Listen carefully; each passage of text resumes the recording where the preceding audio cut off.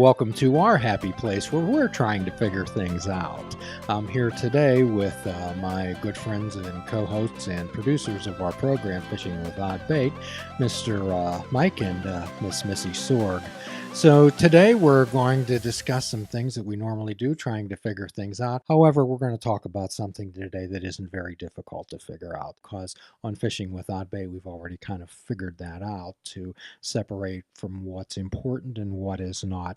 Since you've been along for this ride since the very beginning, Missy, what do you feel about that? Have you been able to filter out your life a little bit? I'm going to say that I'm in the filtering process. It's an ever-evolving process for me. As one of the things that we often do on this program is to help people find out what's important. I was reading an article on the Huffington Post on February the 2nd of this year by a young lady by the name of Amy Packham, and it was from a story from Dr. Alistair McAlpine. He's from Cape Town, South Africa, and what he did was he interviewed terminally ill children and adolescents. And he was asking them what was important about their lives. What was important? Who would be more truthful about what was important than people who were approaching the end of their journey? Well, I think that's interesting because usually when I've heard, stories of people on their deathbed, they've lived a long life, and what do you regret not doing, or what do you wish you would have spent more time doing? But to look at it through the eyes of children, and I know this is something recurring in your podcast, is having that beginner's approach to everything, that beginner's mind. That's an interesting turnabout with it. Isn't it? I thought it was absolutely fascinating. It was also a heart-wrenching and a little teary. Very much so, because again, you expect to live a long life, and here are these kids fighting for theirs. Yes, and what I was impressed with most of them viewed it logically and with a great deal of acceptance. But here's what I found most interesting, Missy. None of them wish they had watched more TV. Really? And none of them wish they had spent more time on Facebook. I can't imagine Not that. one of them wished they had spent more time playing video games. Not one. Zero. Well, when it comes down to what's important in life, I've actually had this conversation a couple of different times. And for me, first and foremost is family. Like, family is a huge important thing to me. And around the time that my dad started getting kind of ill health, and when I got the call at work that they were taking him to the major medical facility a couple of hours away because they had to do some additional testing that the local facility couldn't handle, I looked at my boss. And I mean, they were very understanding, but they told me, do what you need to do. Just keep us posted and let us know if there's anything we can do for you. And my very first thought was, I don't care if I have a job. I can find another job. I can't find another dad. Would you say that again? I can find another job. I can't find another dad. And that was the key important thing for me, was getting home, being with my mom as she sat there in the waiting room, just waiting for hours until the doctors could come out and tell us what was going on, and just being there with her, being there for my dad. I didn't care about going into work. I didn't care about the fact that I had work piling up on my desk day after day that I wasn't there. I didn't care that I was getting calls from my boss saying, "So when are you coming back? It's been a couple of days and, we don't know what's going on with you." Because it was my dad. Well, of course, I think then you focused in on what was important. Exactly. So these children spoke of simple things. They often mentioned their pets, how much they loved their pets and how much they loved to cuddle them. They talked about the love from their family. They talked about building sandcastles. They talked about reading books and being loved to tell stories, both telling stories and being told stories. Isn't and that's communication between people. Their most valued virtue, the most valued thing that they found in their life was kindness. Kindness from others. Mm-hmm. Kindness speaks volumes. There are two different type of people that I remember in my life.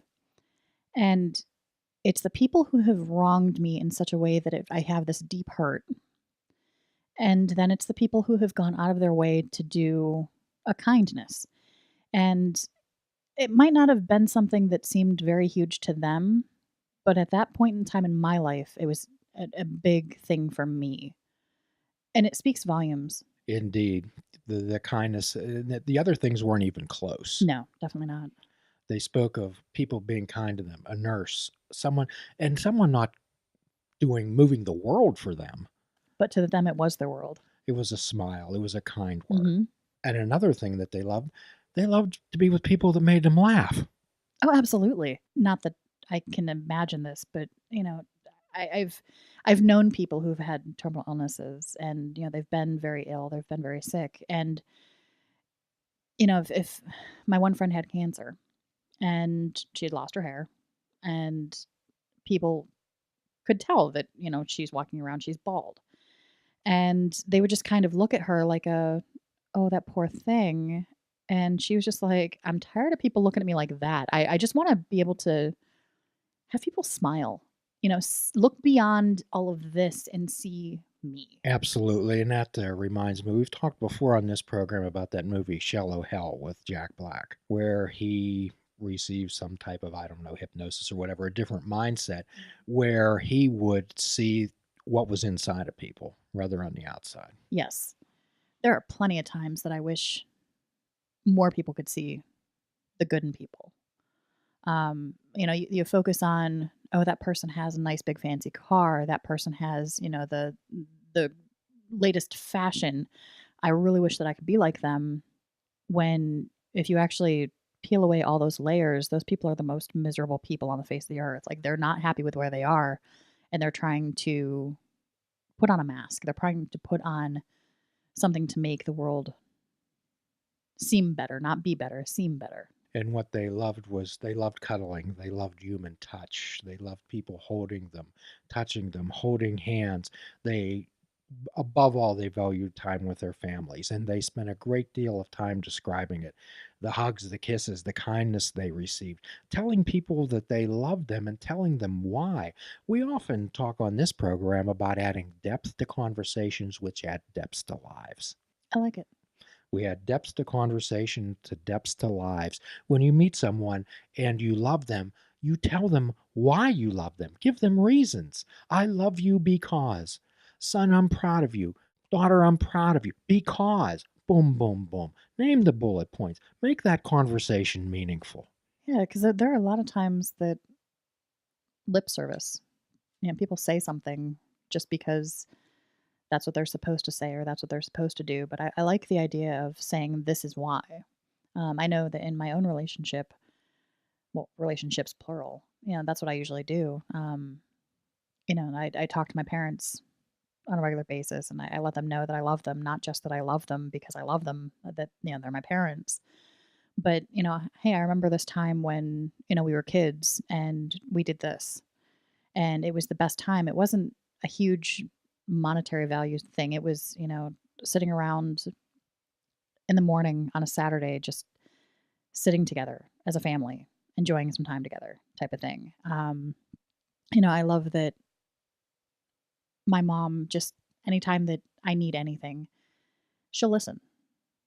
That's what I need at that moment. And she gives you her most valuable asset, the most valuable thing she owns, which is her time. Absolutely, and she doesn't question it, she doesn't expect anything in return for it, she just that is how she shows her love for me, is that she gives me that, and she doesn't expect anything in return.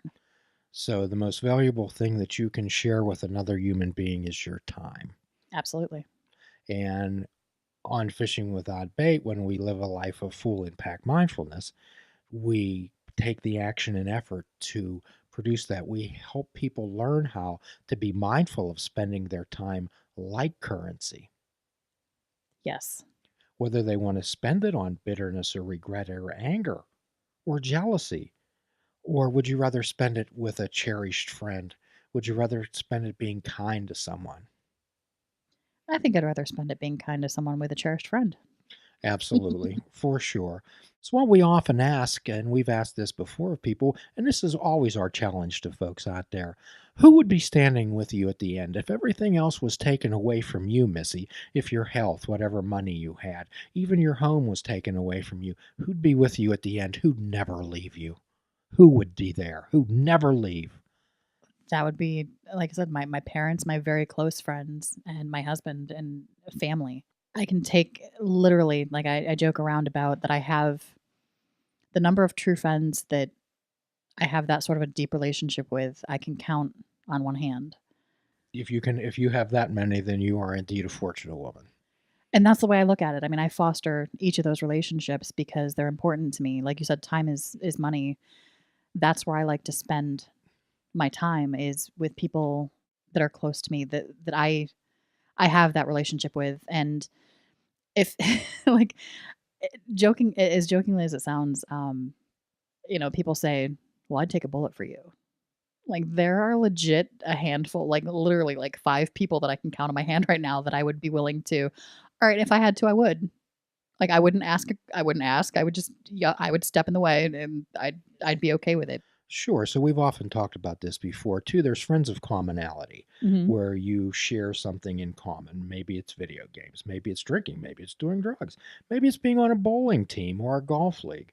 And if you take that out of the equation, then there's no commonality there. Hmm. And although you don't dislike each other, there's really no reason for you to be together again.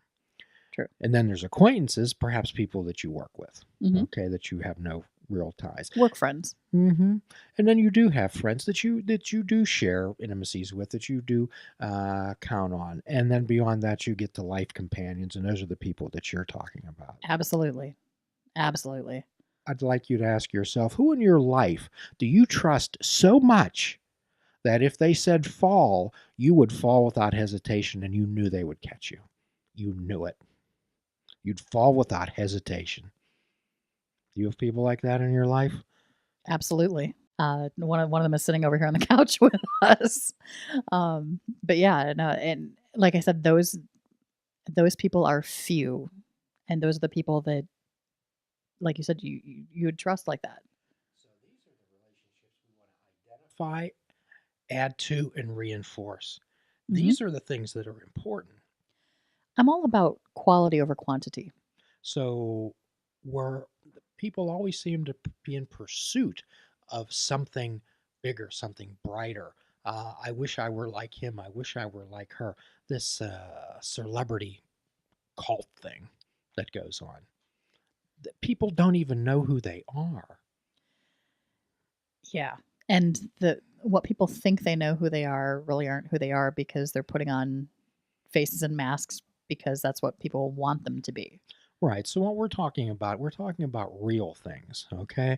And if you remember back a while ago, we talked about that Japanese term called Ikigai. Okay. So it's finding your purpose, finding your passion. We spoke before about our friend Eric Church when he gave that motivational talk that we talked about times about uh, being gazelles, and gazelles need to be pushed to run. Okay. However, lions run from passion, desire. So ikigai is made up of two terms. It's made up of iki, I-K-I, which is the Japanese term for life, and gai, G-A-I, which is value or worth. Okay, so finding your purpose, finding your passion for life, this ikigai requires more than sitting and dreaming. Okay, Oh yes. and it requires more really and truly than meditating on it. Although that certainly can help you center. What it requires is action and effort. What it requires is our concept that we've developed, Missy, of full impact mindfulness, and that's exploding into your life. Yes, full impact mindfulness. That's definitely something that a lot of people could use. So we're going to list a link on our site. There's a book by an author by the name of Hector Garcia Kyrie, Kirai, and he's the author of Ikigai, The Japanese Secret to a Long and Happy Life. And we have a Venn diagram up on our board here. Perhaps we can show a little bit of it later, but I think we'll put it on the website. And basically, what it does, it kind of centers in. There's 4 simple questions: what do you love? What are you good at? What does the world need? And it's important, what can we get paid for? Okay. Hmm. So, what we want to do is really find it's not something that we think we can make some money at or just something that we're good at. All these things have to be factored in, and the extraneous nonsense, static things need tuned out. Yeah, and I know personally myself, it's that latter part that I have more of the problem with. Oh, sure. And this is where we do fish without bait. When we face without definitive expectations, and unfortunately some of the definitive expectations that we reach for and search for were placed on us by other people. Oh, absolutely.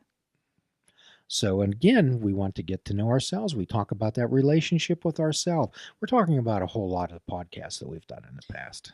I've listened back through some of the past episodes, and this is a recurring It is a concept, recurring but it's theme. it's an important recurring concept. However, it's a simple concept. Definitely. So what we want to do, sometimes our life is like I don't know if you remember before all the digital things came around, and we could laser tune into a station. We could laser focus into a particular program. In the past, you had to do some real fine tuning, and most of the stations came in rather fuzzy. Hmm. However, sometimes our life's like that too, Missy. Okay. There's a whole lot of static and there's a whole lot of fuzz. So, what we do on Fishing Without Bait, this full impact mindfulness deal, is paying attention on purpose. We learn how to tune in that radio receiver. We turn into tune in and focus. And all the other static, it may still be around, but we're tuned in. We're lasered in, we're focused. Perhaps we found that Ikigai. Perhaps we found that. And that requires action and effort and work. And most people don't want to work. Oh, definitely not. I mean, if given the choice between working and not working, yeah, working takes effort. It takes action and effort, and we've always talked about that. So our challenge out there for everyone today is to think of like these children we're talking about who are facing the end of their lives, Hmm. and what was important for them. What's important for them? Does anyone ever wish? Have you ever met anyone in a nursing home or toward the end of their life that said, "I wish I would have watched more TV. No, I wish I would have spent more time on Facebook. definitely I not. I really wish I would have played more video games." No one says that. No, What do they want? What would they wish they had more? they wish they had more interaction with the people that meant the most to them, that they had more experiences that were those heartfelt moments. And for those of you who have not been following us on Twitter, Fishing Without Bait, what we've been doing lately is emphasizing what's important. Think of people that you love. Think of people that someone has made you smile in the past, and reach out to them today. I like that. And be mindful about using your words. Be mindful about using your words, as your tongue can both heal and break a heart. And we keep going back to our friend Rumi when he said, "Raise your words, not your voice. Flowers grow from rain, not from thunder." So, what we want to do, let's grow more flowers and make less noise. How about that? I like it. Do you have a song in your heart, Missy? Do you have a song in your heart? There's a song in my heart. I hope everyone has a song in their heart. And my hope is that everyone out there continues to follow Fishing Without Bait. I hope you've enjoyed our past podcasts. We've had some interesting guests, and we hope to have a few in the future. In fact, we have some on the radar, some on the horizon. So our challenge is to you to stay tuned, and as always, expect the unexpected. And as always, we give you a free prescription at the end of every program. Fruits, nuts, and vegetables. Unplug your television and take up fishing. And for a truly mindful experience, we challenge you to fish without bait, to do a kindness for yourself, to do a kindness for another. Forgive yourself, forgive another. Till all are free, none are free. Namaste. Please check out our website at fishingwithoutbait.com, where you can listen to the show, comment on our discussions, and find out where you can subscribe to our podcast. If you're interested in flying the colors of Fishing Without Bait, click the shop icon on our website. We have clothing, mugs, cell phone cases, and so much more. Show the world that you fish without bait. This show is a member of the Sorgatron Media Podcast Network. Find out more at sorgatronmedia.com.